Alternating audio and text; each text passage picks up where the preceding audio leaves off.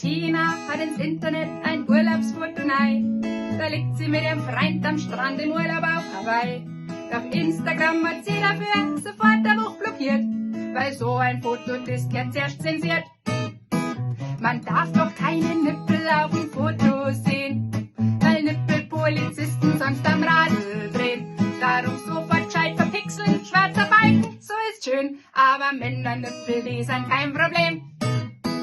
Die Lydia ist eine Fotografin mit einem Studio, macht Unterwäschefotos, weil sie das am besten kann. Sagt uns ihr Kunst gern zeigen, doch immer wenn sie es tut, sind die Fotos gleich nach 2 Minuten fort.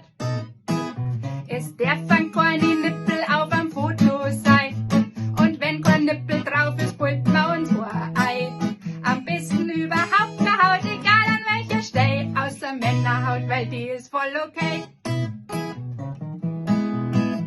Vor kurzem hat ein Arzt, ja, vielleicht wisst ihr das ja schon, ein Video veröffentlicht zur Brustkrebsprävention. Die Anleitung zum Knotentasten war verschwunden schnell, für Instagram war das zu sexuell.